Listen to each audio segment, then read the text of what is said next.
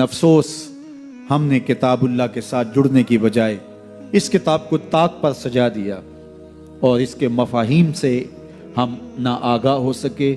اب تو تلاوت بھی موقوف ہوگی۔ کسی زمانے میں لوگ تلاوت ضرور کیا کرتے تھے، اب تلاوت بھی موقوف ہو گئی، عمل تو قصہ پارینہ بن گیا۔ ہماری زندگی اس کتاب کی مطابقت میں گزرنی چاہیے تھی۔ آپ مارکیٹ میں یہ مائک بھی لینے جائیں تو اس کے ساتھ بھی چھوٹی سی بک دیتے ہیں جس میں کمپنی بتاتی ہے کہ یہ مائک ہماری کمپنی کا، اس کو استعمال کیسے کرنا ہے۔ یار آپ جہاں سے جو چیز خریدے تو اس کے ساتھ چھوٹی سی بک ضرور ملتی ہے اور اس کا طریقہ استعمال بتایا جاتا ہے۔ جس خالق نے انسان کو پیدا کیا اس نے ساتھ قرآن بھی دیا ہے۔ اس کو پڑھتے جاؤ، زندگی گزارتے جاؤ۔ زندگی ٹینشنوں کا مجموعہ نہیں ہوگی، زندگی جو ہے وہ خوبصورت تمہیں دکھائی دے گی، زندگی حسین اور جمیل دکھائی دے گی، اس لیے کہ یہ زندگی قرآن کی مطابقت میں گزرے۔ اور ایک مومن کی زندگی تو قرآن کے بغیر گزرنی ہی نہیں چاہیے۔ گر تو می خواہی مسلمان زیستن، نیست ممکن جز بقرآن زیستن۔ اگر تو مسلمان بن کے جینا چاہتا ہے تو قرآن کے بغیر جی نہیں سکتا ہے۔ تیری زندگی ہی قرآن ہے۔ آج پوری دنیا کے اوپر مسلمان ذلت اور رسوائی کی زندگی کاٹ رہے ہیں۔ کبھی سوچا کہ یہ کیوں ہے؟ ہماری پستی، ذلت، نکبت، رسوائی کتاب اللہ سے دوری کے نتیجے میں۔ آج واجبی سا تعلق ہمارا اس کتاب سے رہ گیا ہے۔ اس کے مفاہیم سے ہم آگاہ تک نہیں ہیں۔ قرآن کہاں روک رہا ہے؟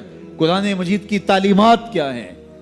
اس کی تلاوت ہماری زندگی کا جزو لا ینفک ہونا چاہیے تھا۔ اس کی تلاوت کے بغیر زندگی گزرتی نہ۔ یہ کتابیں زندہ ہے، یہ پستیوں سے اٹھا کے اوج ثریا تک پہنچانے والی کتاب ہے۔ یہ کتاب ہماری زندگی میں اجالے بھر دے، روشنیاں بھر دے، لیکن ہم نے اس کتاب کے ساتھ سلوک کیا کیا؟ بڑا خوبصورت لہجہ اختیار کیا اقبال نے۔ ببندے صوفی و ملا اسیری، حیات از حکمت قرآن گیری، بآیاتش ترا کار جزی نیست، کیا از یاسین او آساں بمیری۔ اللہ اکبر۔ اقبال کہتے ہیں کہ اس دور کے صوفی نے اور اس دور کے ملا نے تیرے ساتھ زیادتی کی، تو پھنس گیا ان کے پھندے میں۔ صوفی نے بھی تجھے اور سمت لگا دیا اور مولوی نے بھی تجھے اور سمت لگا دیا۔ جو منصب تھا صوفی و ملا کا، تجھے جس راستے پہ ڈالنا تھا اس راستے پہ انہوں نے تجھے نہیں ڈالا۔ اس کتاب سے تیری دل بستگی نہ ہو سکی، اس کتاب سے تیرا تعلق مضبوط نہ ہو سکا۔ قرآن سے تجھے صرف اتنا سروکار ہے کہ جب تیرے بوڑھے کی روح اٹکی تو سورہ یاسین لے کے بیٹھ گیا کہ میں اس کی تلاوت کروں اور اس کی روح آسانی سے نکل جائے۔ وہ کہتے ہیں اس میں کوئی شک نہیں کہ اس کی روح آسانی سے نکلتی ہے۔ سورہ یاسین کا مرنے والے کو فائدہ پہنچتا ہے، مجھے اس پہ کوئی اعتراض نہیں ہے، لیکن کہتے ہیں مجھے افسوس اس بات سے ہے کہ اس قرآن سے بھی تو نے مرنا ہی سیکھا، کاش اس قرآن سے جینا سیکھ لیا ہوتا۔ یہ کتاب زندگی ہے، یہ کتاب حیات ہے، یہ مردہ قوموں کو اٹھا کے کہاں سے کہاں لے جاتی ہے، یہ پستیوں سے اٹھا کے بلندیوں تک لے جانے والی کتاب ہے۔ اس امت کے پاس اتنا بڑا نسخہ کیمیا ہو اور وہ در در رسوا ہو رہی ہو تو اس کتاب سے دوری کے نتیجے کے اندر یہ سزا ہمیں کاٹنی پڑ رہی ہے۔ آئیے اس کتاب سے جڑیں۔ علامہ اقبال علیہ رحمہ کہتے ہیں میں بچپن سے ہی قرآن مجید پڑھنے کی عادت رکھتا تھا۔ آواز بھی بہت اچھی تھی اور ہمارے گھر کا ماحول ایسا تھا کہ میں قرآن مجید کی تلاوت کبھی بھی ترک نہیں کی تھی۔ ہماری صبح کا آغاز ہی قرآن مجید کی تلاوت سے ہوتا، لیکن آخری عمر جب ہوئی تو گلا خراب ہو گیا تو قرآن مجید پڑھتے تو تھے لیکن اس طرح لے سے پڑھنا مشکل ہو گیا۔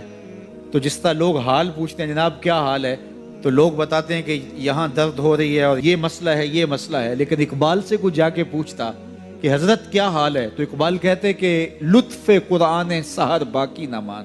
باقی سارے مسئلے ٹھیک چل رہے ہیں، جو سحری کے وقت قرآن پڑھنے کا مزہ آیا کرتا تھا وہ مزہ مجھ سے چھن گیا ہے، اس لیے کہ میرا گلا خراب ہو گیا۔ اللہ نے آپ کو سحری کے وہ لطف اور وہ مزے اور وہ سرور نصیب کیے ہیں، کبھی ان سے محروم نہ ہونا۔ اپنی صبح کا آغاز قرآن مجید کی تلاوت سے کرنا۔ اور اقبال نے اپنے ایک دوست کو لکھا، کتنی خوبصورت بات لکھی، کہا قرآن مجید کا مفہوم اور ترجمہ نہیں بھی آتا پھر بھی قرآن مجید پڑھتے رہنا۔ خالی ناظرہ قرآن مجید پڑھنے سے دل کا تعلق رسول اللہ کے دل سے جڑ جاتا ہے۔ اس لیے کہ قرآن حضور کے قلب اطہر کے اوپر نازل ہوا تھا.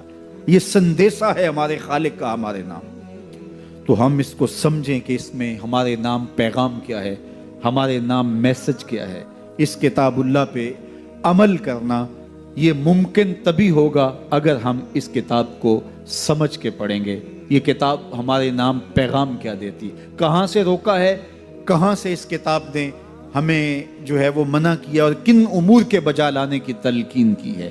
اس کتاب کے تقاضوں کو سمجھنے کے بعد اس کتاب پر عمل کرنا یہ ہماری زندگی کا لازمہ ہونا چاہیے.